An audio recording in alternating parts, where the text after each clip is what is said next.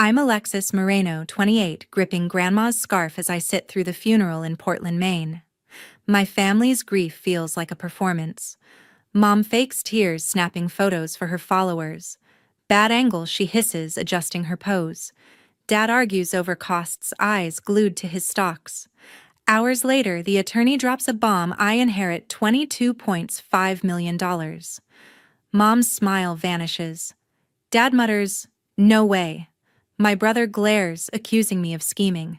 A video plays Grandma and Grandpa, their voices firm. "Some of you only saw our money." My chest tightens, but I stay quiet. That night at family dinner, it all erupted.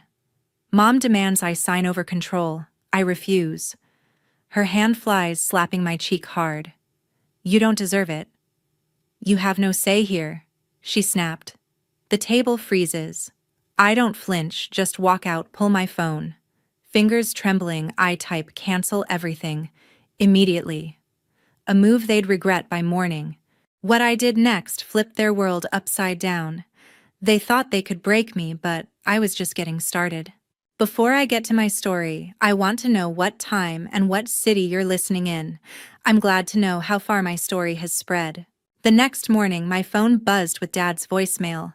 His voice came through sharp and angry. "What the hell did you do, Alexis? Fix this, or you're done." I replayed it twice, my heart pounding. In the background, I heard Mom yelling about the power outage and Jacob complaining about no Wi-Fi. Their house must have gone dark from the services I canceled last night, the bills I'd been covering for months without them knowing. I couldn't stay. Grabbing my backpack, I stuffed in clothes, a laptop, and Grandma's scarf. The apartment keys dug into my palm as I locked up, aware Dad controlled the lease. One word from him and eviction papers would arrive. I slipped down the stairs, avoiding neighbors, and hit the road before traffic picked up. The drive to the harbor house felt endless, the bay's outline emerging as dawn broke. I parked by the old wooden steps, the place looking unchanged despite everything. Before I reached the door, it swung open. A middle-aged man with graying hair and a quiet demeanor stepped out. "Miss Alexis, welcome," he said, extending a hand. "I'm Luis Alvarez, the estate manager here for 15 years. He guided me inside the familiar creak of floors, easing my tension a bit. "Your grandparents trusted me with this." Luis pulled a small USB drive from his pocket. "They said you'd need it if family turned ugly." We moved to Grandpa's study, the desk cluttered with old ledgers from their seafood business. I inserted the drive files, popping up instantly. The first document was an email chain from 3 years back. Dad pleading for $100,000, promising quick returns on his latest scheme. Grandpa replied cautiously but attached transfer confirmation. Follow-ups showed no repayment, Dad dodging questions. Another folder held scanned journals. One entry detailed Mom arriving with real estate agents, measuring rooms and snapping photos. "Oh, she claims it's for redecorating ideas," Grandma wrote.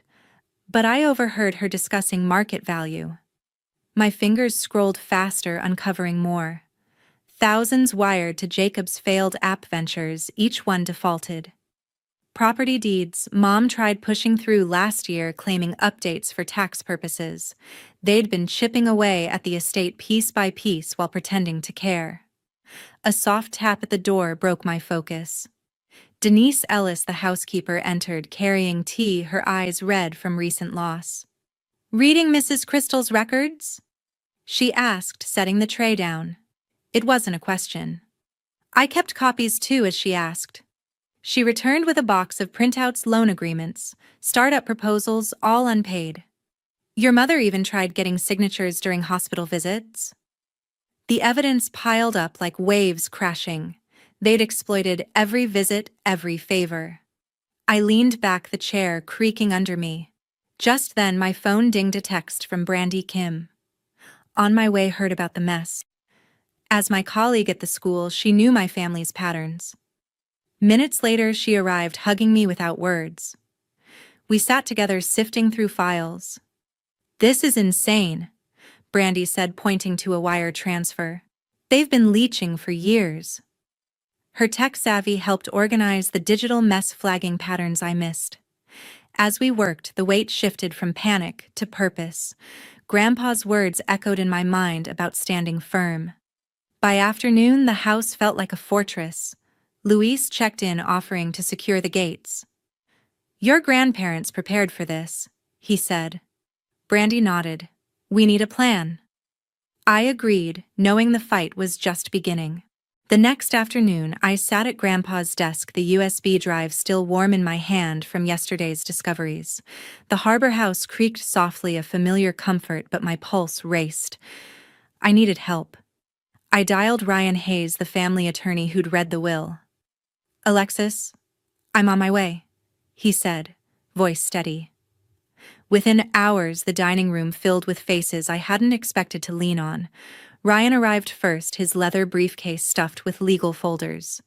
"Your grandparents trusted me for 20 years, he said, setting up at the table. Victoria Grant, their financial advisor, followed her tablet glowing with account details. "I've locked the estate funds tight," she assured me. Anna Reed, Grandpa's business partner at the seafood chain, strode in next, her expression grim. "Someone sniffing around our suppliers, asking about contracts."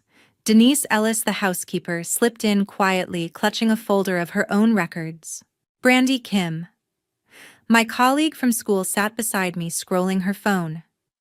"Check this," she said, tilting the screen.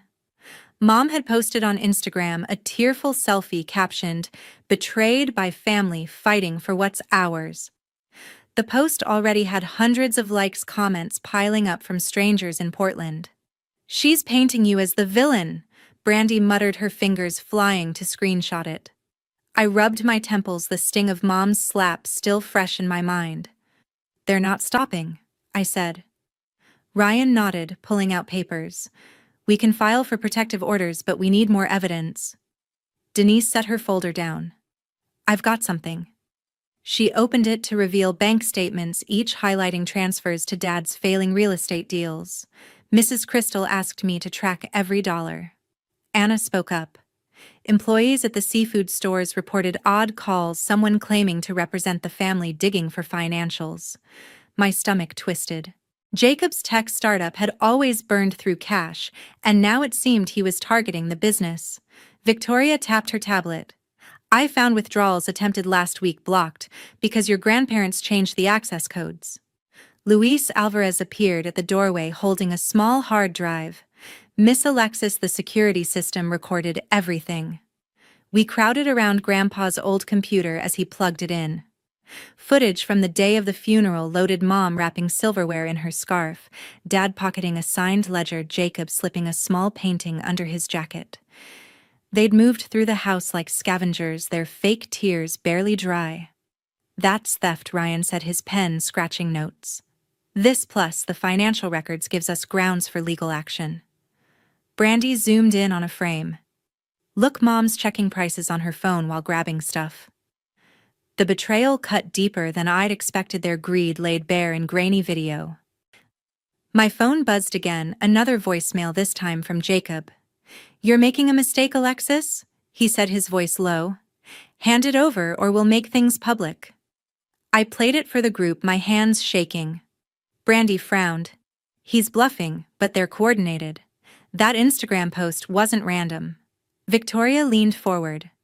"Your grandparents set up a trust structure to protect the estate from this kind of grab.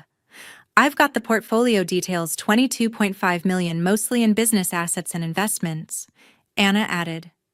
"The seafood chain's employees are loyal. They're ready to back you if this hits the community." Denise spoke softly. "Mrs. Crystal knew this would happen. She told me to watch your mother especially." Her folder included a letter from Mom to Grandma dated last year, pushing for a quick sale of the harbor house. "For your benefit," it claimed, but the attached appraisal showed millions in potential profit. I stood pacing the room. The weight of their lies pressed down, but the team around me felt like a lifeline. "What's our next step?" I asked. Ryan flipped open his laptop. "We compile this camera footage, financials, that letter, and file for emergency orders. Maine courts move fast on clear evidence." Brandy's phone pinged. "Another post," she said, her voice tight. Mom had doubled down now, hinting at my unstable behavior to her followers. Comments from local business owners I recognized stung the most, questioning my character. "We need to counter this," Brandy urged, already drafting a response from my account. Luis checked his phone. "The gates are secure, but I'll monitor for visitors." Anna nodded. "I'll warn the store managers to report any more strange calls." The room hummed with purpose, each person a piece of the defense I hadn't known I'd need. As daylight faded, I looked at the team. Grandpa's words about standing firm rang in my ears. They thought they could bully me into submission, but every lie they told was building my case stronger. 3 days after the team meeting, my phone wouldn't stop buzzing.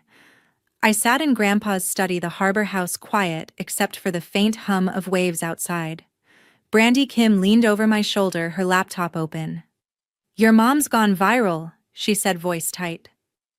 I glanced at her screen. Mom's latest Instagram post, a video of her in a black dress dabbing tears. "My own daughter turned against us, stealing what belongs to the family," she said to thousands of followers. Comments flooded in, locals I knew calling me greedy, unstable. My throat tightened, but I pushed it down. Brandy scrolled further. "She's tagging businesses in Portland, stirring up trouble." I checked my email. My principal had forwarded a message from Dad. "We're concerned about Alexis's mental state," it read, claiming I wasn't fit to teach. The school hadn't bought it, but the accusation stung. "They're hitting you from every angle," Brandy said, her fingers tapping furiously. My phone pinged again, a direct message with a video link.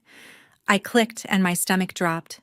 It was Grandma and Grandpa, or so it looked, speaking in stilted voices. "Alexis pressured us to change the will," the fake grandma said. "We were scared." The video was a deep fake, their faces oddly stiff. But it was convincing enough to fool most. "This is next level," Brandy muttered, pausing the clip. "Jacob's tech skills, I bet." I called Ryan Hayes immediately. "They're escalating," I said, forwarding the video. "This is slander, Alexis," he replied, his voice calm but firm. "We can use it against them." Brandy, already on her laptop, pulled up software to analyze the file. "Metadata shows it was made 2 days ago," she said, pointing to timestamps. "I can trace the upload to an IP linked to Jacob's startup server." Her tech know-how was a lifeline I hadn't expected. Ryan arrived within the hour, his briefcase heavier than before. The camera footage from the funeral, Denise's financial records, and now this deepfake. "It's enough for emergency protective orders," he said, spreading papers across the table. "Maine courts prioritize clear evidence of harassment." I nodded, my resolve hardening. "File them," I said. "All of them." Brandy kept digging, her screen glowing with code. "Got it," she said, pulling up a report. "The deepfake used a free AI tool, sloppy work. I've isolated artifacts, pixel distortions, audio glitches. We can prove it's fake."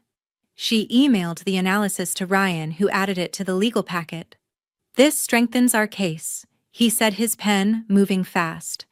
"They're trying to ruin your reputation, but they've overplayed their hand." By the next morning, Mom's Instagram had another post, a photo of me as a teenager, captioned, "She's always been troubled." Locals I'd grown up with were liking it, their comments sharp. I felt exposed, but Brandy squeezed my hand. "They're desperate," she said. "Let's stay focused." I took a breath, remembering Grandpa's advice to keep my head clear. Victoria Grant called with an update. "Your parents tried accessing the estate accounts again, denied thanks to the new codes." Anna Reed texted next. "Store managers got emails from an anonymous account questioning the seafood chain's stability." "It's your family, no doubt. Their moves were relentless, but each one gave us more to work with." Ryan filed the protective orders that afternoon, citing harassment, theft, and defamation. "Maine's Title 19A is strict on this," he explained. "With the deepfake and Instagram posts, we're looking at a quick approval." By the end of the week, the court responded, temporary orders granted, barring Mom, Dad, and Jacob from contacting me or the business directly. Violations could mean fines or jail time. Brandy showed me a draft post for my own account, a simple statement. "Lies spread fast, but truth lasts longer." We held off posting, waiting for Ryan's advice. "Let the orders hit first," he said. "They won't expect it." I looked out the window, the harbor's gray waves steady against the chaos. My family thought they could bury me with lies, but every step they took was digging their own hole deeper. A week after the protective orders were filed, I stood outside the Portland Chamber of Commerce, the harbor's salty breeze cutting through my jacket. The luncheon was set to honor Grandma and Grandpa's seafood business, a legacy spanning decades. My stomach churned knowing Mom, Dad, and Jacob would show up. Ryan Hayes adjusted his tie beside me. "Stay calm," he said. "The community's watching." Inside the banquet hall buzzed with local business owners, their chatter pausing as I entered. Anna Reed, already at our table, leaned in. "Employees are here to back you," she whispered, nodding toward a group in company polos. Brandy Kim, phone in hand, scanned the room. "No sign of them yet," she said, but her eyes stayed sharp. The chamber president, a gray-haired man named Tom Wheeler, took the podium. "We're here to celebrate the Moreno family's contribution to Portland," he began, holding up a plaque. "Their seafood chain built jobs and trust."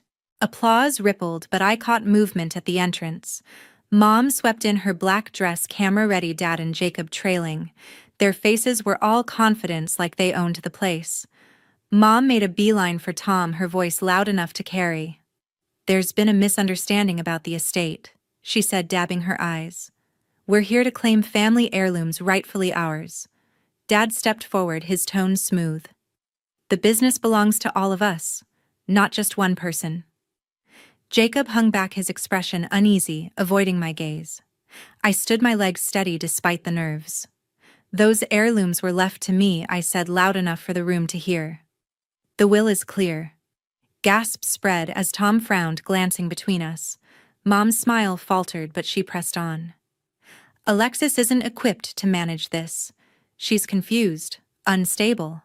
Before I could respond, a woman in the crowd stood, Mrs. Larson, a neighbor who'd known Grandma for years. "I saw you take silverware from their house the day of the funeral." She called out, her phone raised with a photo. "Posted it online too." Murmurs grew. A store manager in a polo stood next. "Anonymous emails tried to scare our suppliers, but we know the Morenos' real wishes." Brandy leaned over, whispering, "Check Twitter." I glanced at her phone. Local reporters were live tweeting, quoting Mrs. Larson. A news van idled outside, its logo visible through the window. "Who called the media?" Dad snapped, his face reddening. Another neighbor, Mr. Coleman, raised his hand. "I did.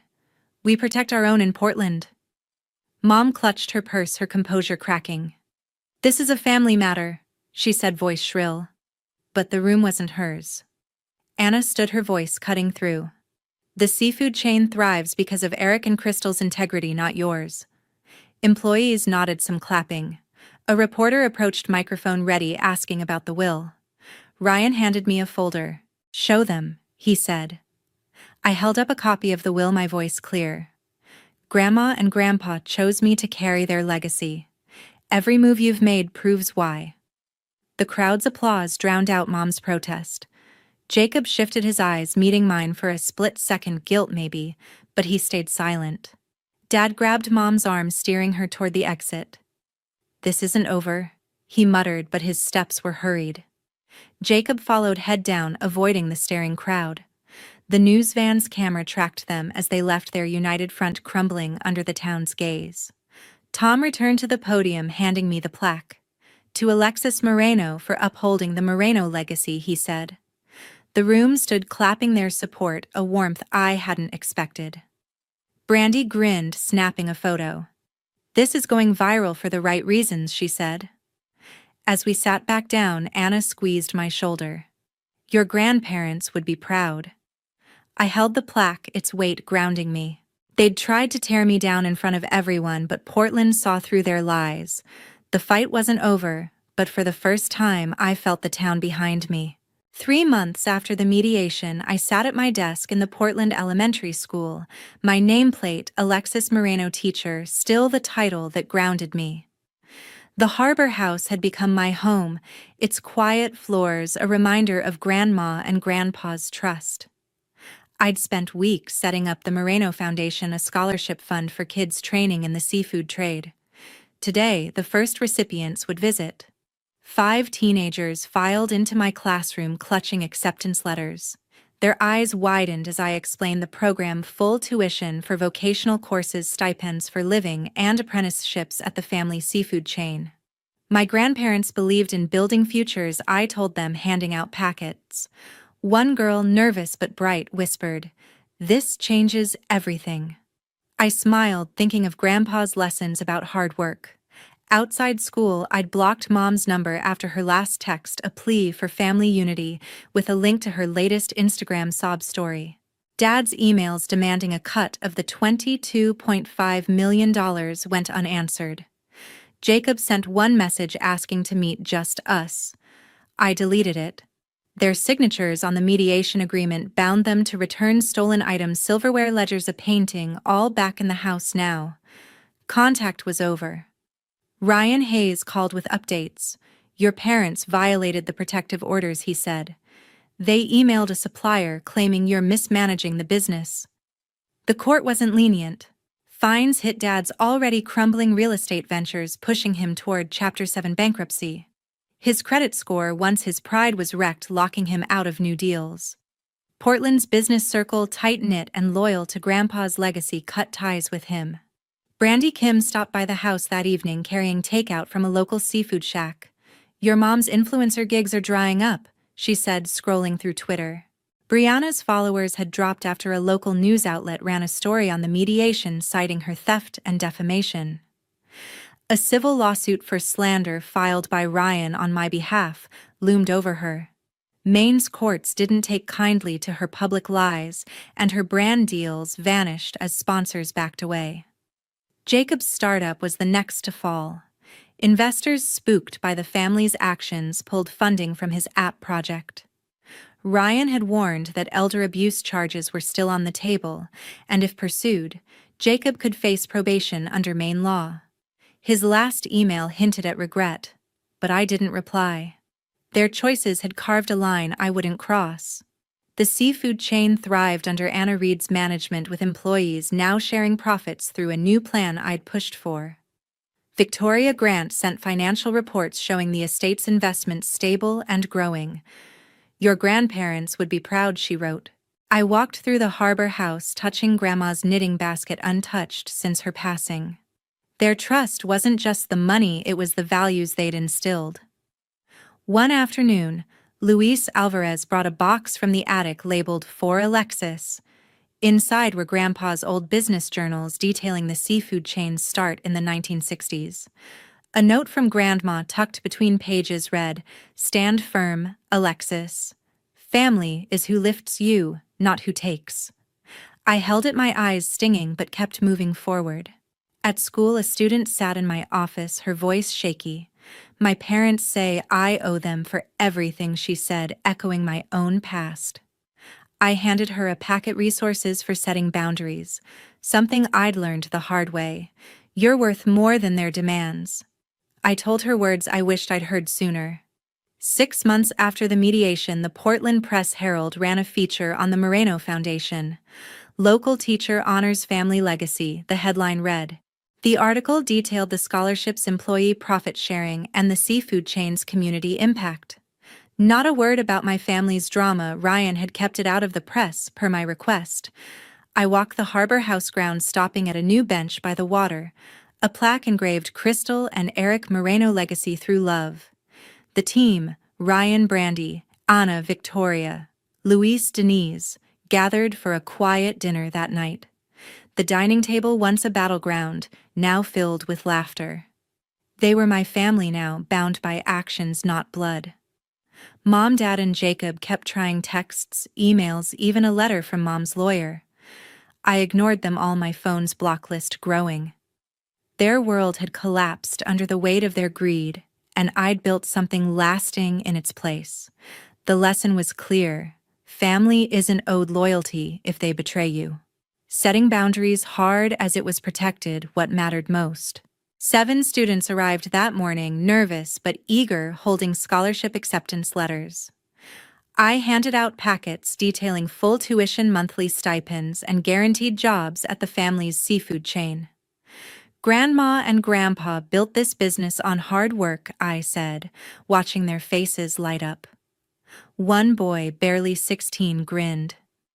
This means I can stay here, not leave town. Their hope mirrored what I'd felt learning from Grandpa years ago. I'd stopped checking Mom's Instagram after blocking her number. Her last post, a tearful rant about family betrayal, got no reply from me. Dad's voicemails demanding a share of the $22.5 million went straight to spam. Jacob sent a text asking for a coffee meetup to clear things up. I swiped it away, their signed mediation agreement enough to keep them at bay. The returned silverware and ledgers sat untouched in the study, a reminder of their greed. Ryan Hayes called with news. "Your parents breached the protective orders again," he said. His voice clipped. "They contacted a store manager pushing for control." Maine's courts slapped them with heavier fines, crushing Dad's real estate deals. His latest venture collapsed under Chapter 7 bankruptcy, his credit score tanking so hard no bank would touch him. Portland's tight business community, loyal to the Moreno name, blacklisted him from new contracts. Brandy Kim dropped by after school, her phone buzzing with notifications. "Brianna's done," she said, showing a local news article. The Portland Press-Herald exposed her theft at the funeral, backed by mediation leaks. Her influencer status crumbled, sponsors dropped her, and a slander lawsuit I'd filed through Ryan gained traction. Maine's laws hit hard on defamation, and her lost brand deals left her scrambling. Jacob's startup imploded next, his investors wary after the public fallout yanked their funding. Ryan had flagged potential elder abuse charges still looming if we pushed forward. Under Maine law, Jacob could face probation or worse for his role in the financial schemes. His last email hinting at an apology sat unread. I wasn't open to second chances. The seafood chain grew stronger, with Anna Reed rolling out an employee ownership plan I'd proposed. Workers, many who'd known Grandpa, now had a stake in the profits. Victoria Grant emailed updated financials. The estate's investments were secure, even expanding. "You're honoring their vision," she wrote. I walked the house, pausing at Grandpa's old desk, where a faded photo of us fixing a delivery van hung on the wall. One evening, Luis Alvarez handed me a sealed envelope from the attic. "Your grandparents left this for you," he said. Inside was a letter from Grandma Alexis. "Choose who you call family by their heart, not their name." Her words steadied me, a guide through the chaos. At school, a shy student lingered after class. "My family expects me to pay them back for everything," she said, her voice small. I gave her a folder, legal resources, boundary tips, lessons I'd learned the hard way. "You don't owe them your worth," I told her, echoing what I needed at her age. 6 months after the mediation, a local paper ran a story: Moreno Foundation lifts Portland youth. It praised the scholarships and the seafood chain's new profit sharing, no mention of my family's mess. I'd asked Ryan to keep it quiet. The community's support felt enough. I stood by the harbor, a new garden planted where Grandma once grew herbs, a small sign reading "Crystal and Eric Moreno, built on trust." That night, Ryan, Brandy, Anna, Victoria, Luis, and Denise gathered for dinner at the house. The table, once a place of betrayal, now held warmth and laughter. They were my family, earned through loyalty. Mom's lawyer sent one last letter, a weak plea for settlement. I shredded it. Dad's calls stopped, his business ruined. Jacob's startup folded, his silence final. Their greed had burned their bridges, and I'd built new ones with those who stood by me. The truth was simple: family isn't blood if it's built on lies. Protecting what matters means walking away from those who don't. My name is Riley Carter, and I'm 31 years old. For 5 years, my life was a cycle of steel, salt water, and sacrifice. When I stepped off that helicopter after 28 straight days on the rig, the first thing I felt wasn't relief. It was exhaustion, the kind that clung to my bones. My work boots were coated in oil, my hands cracked and scarred, my hair stiff with the smell of jet fuel and sea salt. I would catch glimpses of myself in reflective glass at the terminal, a woman who didn't belong to the glossy image Marcus wanted for his life. But I told myself it was temporary. Every 12-hour shift, every bruise on my knuckles, every lonely night offshore, it was all a brick in the foundation of the life Marcus and I were building together. A 4-bedroom ranch house with a wraparound porch, circled and saved on Zillow, waiting for us like a promise. I thought he saw me the same way I saw him, a partner worth every ounce of effort. At home, our 2-bedroom apartment always greeted me with Marcus's perfume lingering in the air. Sharp cologne, expensive, the kind he sprayed just to sit on the couch and scroll. He worked an office job decent enough, though he always emphasized the word professional when describing himself to others, as if to remind me that my labor was somehow rougher, less refined. When I collapsed into bed after a rotation, he would lean away slightly, wrinkle his nose, and murmur, "You still smell like diesel and desperation, Riley," half joking, half not. I'd laugh it off, tell him I'd shower soon. Inside, the words gnawed at me. I convinced myself it was stress talking, that his embarrassment of me would fade once we owned the house, once I left the rig life behind. I imagined opening a small shop or managing contracts on shore. I imagined him finally proud to stand beside me. But pride was never what he felt. Not for me. Marcus lived for his phone. When I was home, he was present enough for dinners and small talk, but his real attention was glued to his private online group, a toxic cluster of men who thrived on mocking their partners under the guise of just venting. I noticed the way he'd angle the screen away from me, fingers flying in late-night conversations. "What's so funny?" I'd ask, half asleep beside him. "Nothing, just guy stuff. You wouldn't get it." The phrase "you wouldn't get it" became a knife he twisted casually over and over. I kept working. I kept paying the rent, the utilities, the car, and most of our living expenses. I funneled the rest into our joint savings account, where the Dream House Fund sat like a sacred offering. My whole body was a vessel of sacrifice for us. And yet every time I walked through that door, Marcus looked at me like I was something temporary, something to tolerate until he could trade up.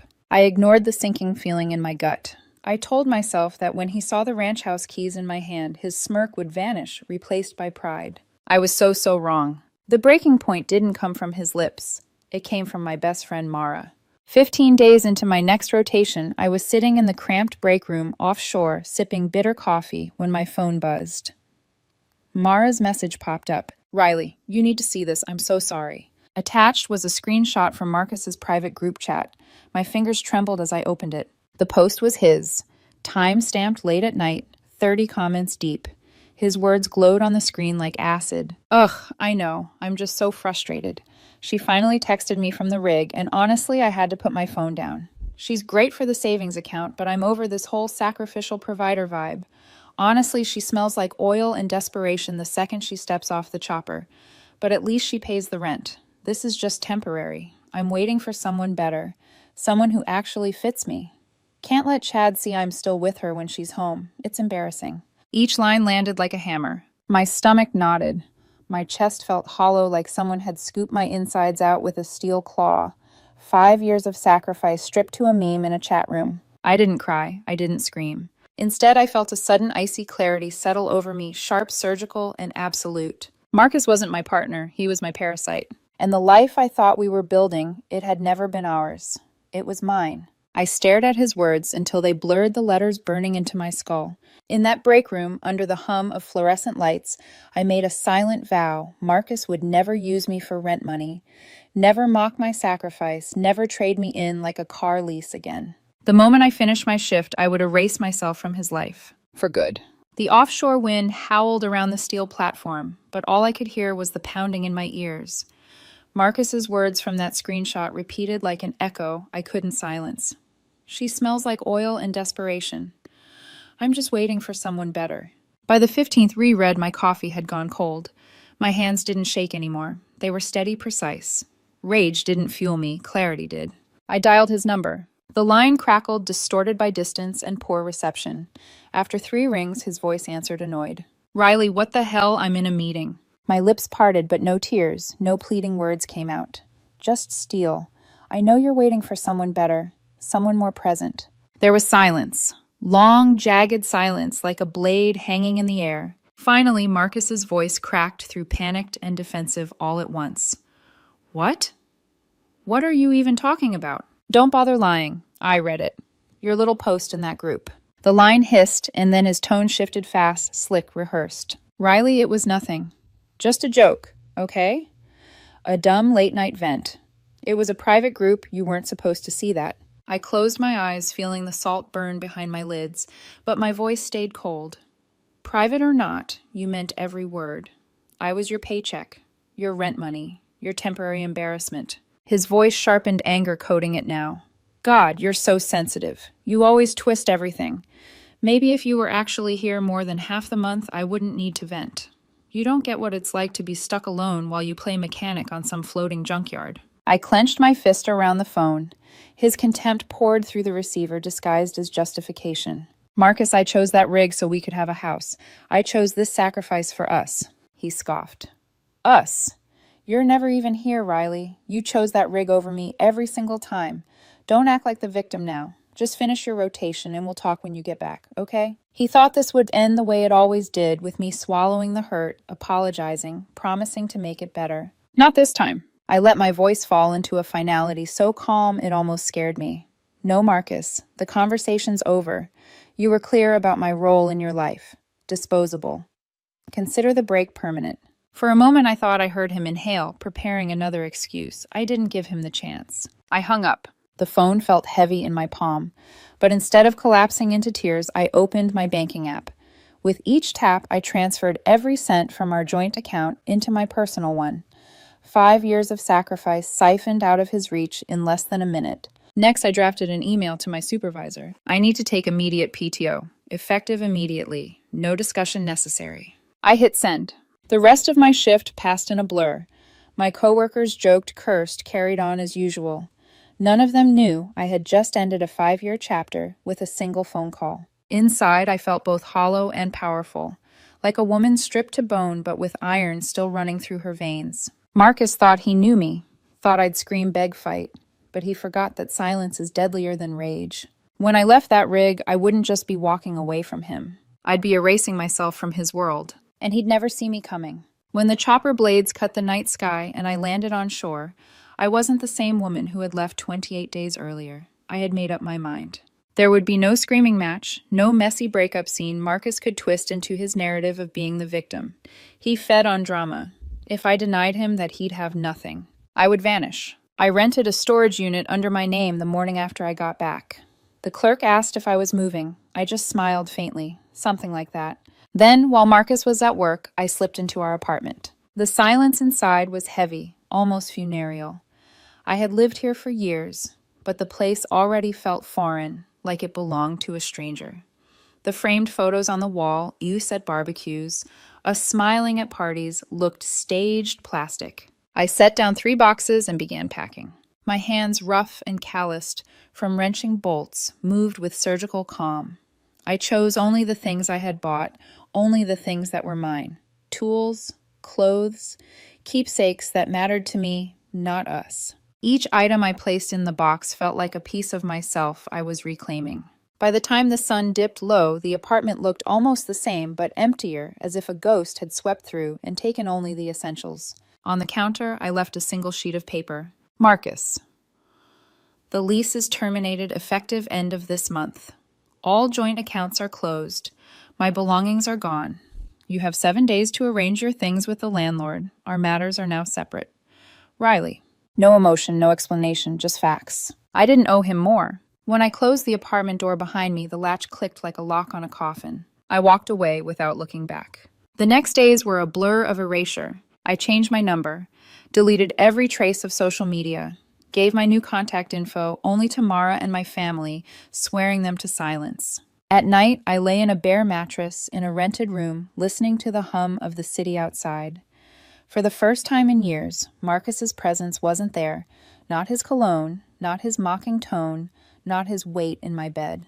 The silence was strange, heavy, but also healing. I could almost hear his voice in my head trying to paint me as cruel for leaving this way, but I knew better. Cruel would have been staying, letting him drain me dry, while he laughed with his friends about the oil and salt on my skin. What I did wasn't cruel, it was survival. One evening I drove past our apartment building. The window of our unit was lit. For a fleeting second, I imagined him inside, finding my note on the counter, realizing he'd been abandoned without a word of warning. I didn't feel pity. I felt freedom. Because in that moment, Marcus didn't know it yet, but I was already gone. Not just from the apartment, from his world, from his reach, from his life. Freedom didn't taste sweet at first. It was metallic sharp, like biting down on blood after a fight. I woke up in a new city with nothing but a mattress, a toolbox, and the remains of my savings. The joint account I'd drained now sat in my name alone. It should have been for the house our house. But that dream had died in Marcus's chat room confession. So I built a new dream, one that didn't have his fingerprints anywhere on it. I leased a small warehouse, concrete floor, metal walls, skylights smeared with grime. To anyone else, it was bleak. To me, it was possibility. I registered my business under a name that felt like Armor Apex Industrial Services. No longer just a worker on the rig.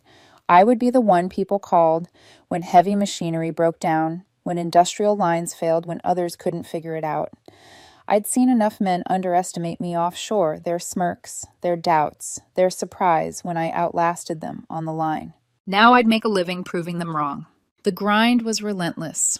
I studied for certifications at night grease on my hands and textbooks open across my kitchen table. During the day, I scouted contracts fixing everything from hydraulic lifts to conveyor belts. The exhaustion was familiar, but unlike the rig. This time, it came with ownership. Every hour I worked carved my name deeper into the foundation of something that was mine. And slowly Apex grew. Mara kept me tethered to the world I had left behind. She called one evening, her voice carrying that sharp mix of gossip and disbelief. "You're not going to believe this," she said. "Marcus got fired." I paused, wrench still in my hand. Fired why? That group post leaked. Screenshots made their way around his office. The partners didn't like the optics. They said he was unprofessional. And well, you know how small towns work. Everyone's whispering about him now. I leaned against the workbench, letting the information settle. So the man who called me embarrassing was now the punchline at his own job. Mara didn't stop there. Oh, and Chad. The guy he thought was his upgrade. He ghosted Marcus the second the scandal blew up. Didn't want the baggage. He's long gone. I didn't laugh. I didn't even smile. I just let the silence hum in the line between us. Inside, though, something cold shifted. Satisfaction, yes, but not joy. This wasn't revenge. I hadn't lifted a finger. It was simply karma doing its quiet work. Marcus's life began to unravel thread by thread. Mara told me his so-called friends drifted away, no longer entertained by his bravado.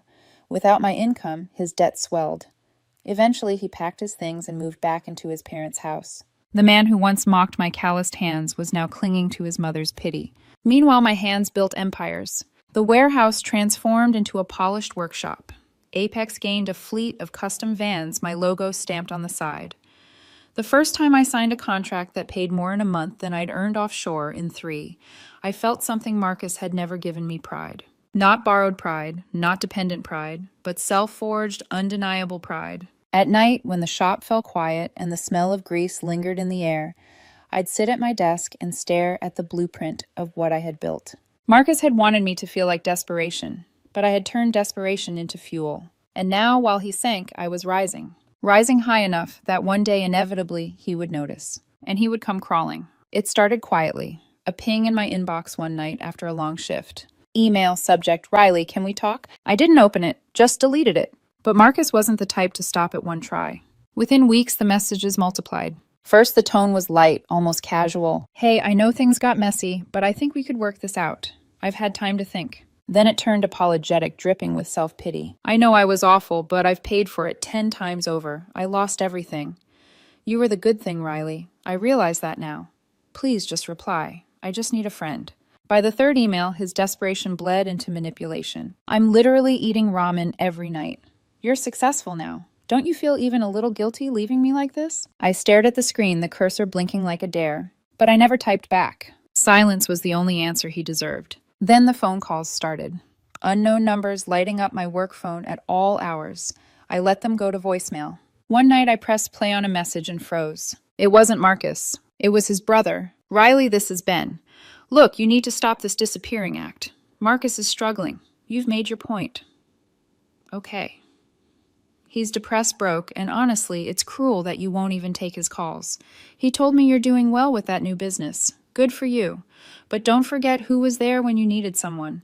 My brother just needs a little help getting back on his feet. You could cover his credit cards, help him get a place.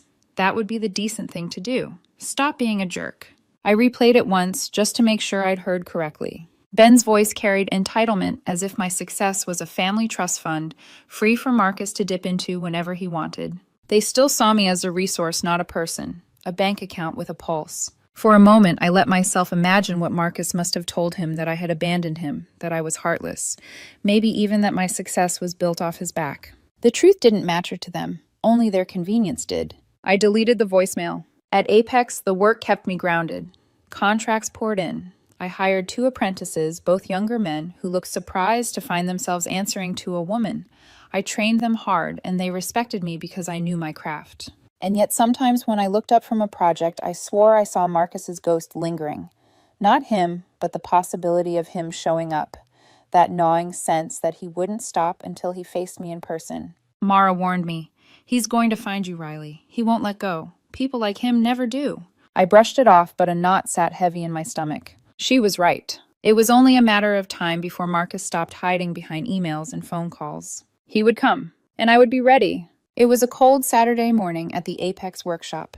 The skylights let in a weak silver light. I was at my desk, blueprint spread out, pen tapping against the paper when the security monitor flickered. A figure stood at the front door, thin, shoulders hunched. Marcus. For a second, I didn't move. I just watched him on the screen. His once tailored shirts were gone, replaced by something rumpled 2 sizes too big. His hair was unkempt, his eyes darting like a trapped animal. He had found me. The door rattled, a muffled knock, then his voice strained and trembling. Riley, please, just 5 minutes. I considered ignoring him, but I knew if I didn't face him now, he'd keep showing up. I unlocked the steel door and pulled it open. The cold air swept in, carrying his desperation with it. He froze at the sights of the workshop, the polished floors, the fleet of Apex vans outside the walls, lined with neatly organized tools. His eyes widened like he'd stepped into a cathedral. This place, it's incredible, he stammered. I stood in the doorway, arms crossed. What do you want, Marcus? He shifted, trying to smile through the panic. I just had to see you. Look, I know I messed up. I was arrogant. I was cruel, and I regret it. But you, look at you now. You've built something amazing. We could finally get that house together. Everything we talked about, Riley, we could have it now. His words made bile rise in my throat. The audacity of him standing there trying to claim the life I had carved out of my own pain as if it were still half his. I didn't raise my voice. I didn't cry. I spoke with a calm that cut deeper than fury. You're right, I did build this, and I built it by cutting you out. His face faltered. Riley, that's not fair. I was stupid. I vented in the wrong place. But I loved you. You can't still be punishing me for one mistake. I stepped closer, my shadow falling across him. This isn't punishment. This is fact. 2 years ago, you said I smelled like oil and desperation. You told strangers you were waiting for someone better. I listened. I believed you. And I walked away. His eyes flicked around the workshop again, envy seeping through his features. But look at you. You're successful because of me. If you hadn't left, if I hadn't pushed you, I cut him off with a sharp shake of my head. No. I'm successful in spite of you. Every penny I would have wasted on your comfort, I invested here. Every hour I would have spent begging for your approval, I poured into this company. You didn't create this.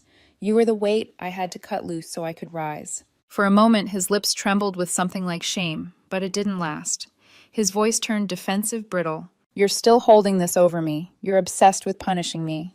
Admit it, you still care, or else you wouldn't even bother talking to me right now. I looked him straight in the eye. Care no, Marcus. Not caring is exactly why I'm standing here calm while you unravel. You're not a chapter in my life anymore. You're just a lesson, a deleted comma. His jaw clenched, but his shoulders slumped. He had no power left here. I opened the door wider, not to invite him in, but to make my next words undeniable. You need to leave, Marcus. You don't belong here. Not in this workshop. Not in this life. The steel in my voice was final. He hesitated, eyes darting like he might try one last plea. But I didn't wait. I pushed the heavy door shut, the lock clicking with a decisive thunk. Through the metal, I heard him give one frustrated shout, wordless, guttural. Then silence. I turned, walked back to my desk, and picked up my pen. The blueprint was still waiting. Apex was still mine. Marcus was nothing more than a ghost at the door. The sound of the latch locking still echoed in my ears long after Marcus's footsteps faded from the parking lot. That single click was more powerful than every argument, every tear, every sleepless night I had ever endured for him. It wasn't anger, it wasn't revenge, it was closure, pure and sharp. I sat back at my desk, pen poised over the blueprint. My hand trembled not from fear, but from release. The weight that had sat on my chest for years was gone, sealed outside with him. Through the glass of the office window, I saw the row of Apex vans gleaming in the pale light.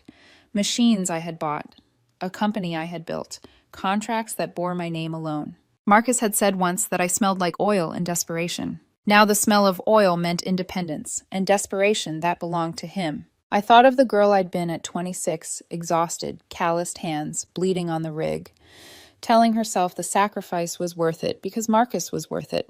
She had been loyal, blind, and hopeful, and she had died the night she read that post. In her place stood the woman who learned how to walk away without a sound, a woman who cut her losses and turned betrayal into empire. The phone buzzed. Another email notification. His name lit up the screen. I didn't open it. I didn't need to. Whatever words he'd written couldn't touch me.